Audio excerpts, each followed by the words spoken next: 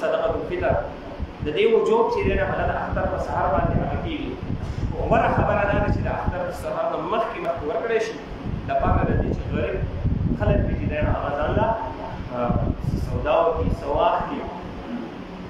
غوره خبره دا ده هغه څوک د اختر په سهار باندې ورکولی شي. مقدار چې دی نه هغه غنمو مقدار د دې چې دی نه هغه 2 کیلو دی.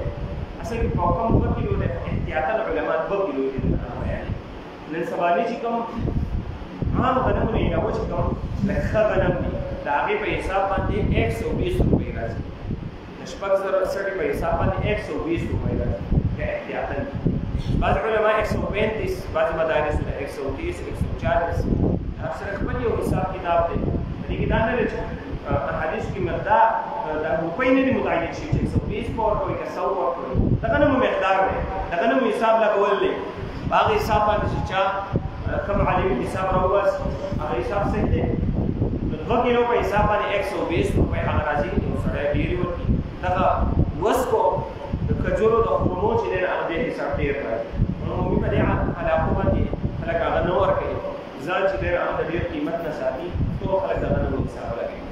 120 روپۍ چې دی هغه د غنمو په حساب باندې هغه صدقه الفطر راځي. په دې کې یو اهمه مسله تاسو ته بیانوم. اهمه مسله دا ده زموږ عمومي په دې علاقو کې اکثر خلک ټیم چونکې ناوخته ده صرف د یو مسله اهم ده دا بیانوم. دې خو ډېرې مسلې ده خو دا یوه ډېره اهم ده. زموږ د علاقو عمومي خلک اکثریت هغه په بهر ملکونو کې دي. څوک په سعودي کې دی، څوک په دوبۍ کې دی، څوک په یو ملک کې دی، څوک په بل ملک کې دی. د هغوی دپاره مسله دا ده چې د کور یو سربراہ یو کس بهر دی، په ده باندې صدقة الفطر به د بهر کرنسۍ په حساب باندې. یو سړی په دوبۍ کې دی، دی به د دوبۍ د کرنسۍ په حساب ورکوي. یو سړی په ملیشیا کې، یو سړی په امریکا کې دی، د هغې ډالرو په حساب به په ده باندې صدقة الفطر په ده باندې به هم وي د هغې په حساب.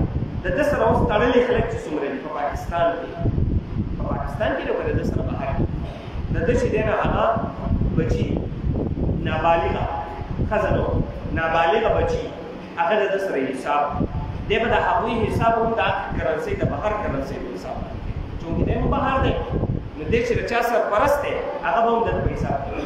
زنانه چې دی نو د زنانو نه دی د زکات ذمهوار دی، نه د صدقة الفطر ذمهوار دی.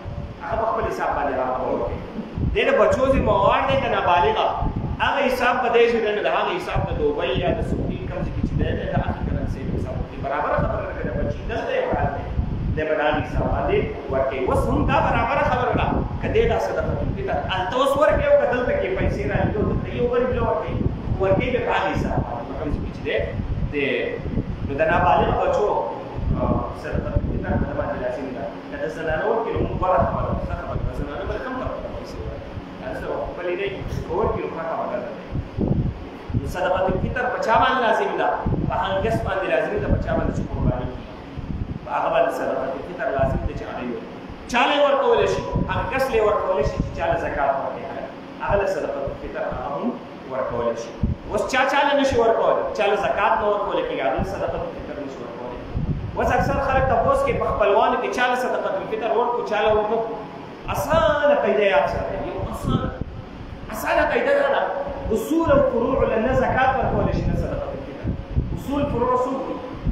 د ده نه څوک پیدا دي، د ده نه چې څوک پیدا دي ورپسې بس په ښکته څومره ځه بچي دي، نوسي دي، کړوسي دي، په ښکته پسې څومره ده. دی د چا نه پیدا دی، مور و پلار دی، نیا نیکونه څومره پسې خبره دی. دغې له صرف زکات او صدقة الفطر نه شي ورکولی.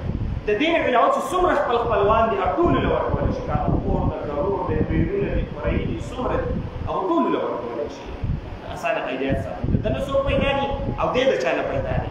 دې له نه زکات ورکولی شي نه له صدقة الفطر ورکولی شي. د دې نه علاوه چې څومره خپل خپلوان دي هغه ټولو له ورکولی شي. بلکې غوره خبره ده چې کوم غریب دي خپلوان یې هغو له ورکړی شي. د دې نه علاوه چې کوم نږدې غریبانان دي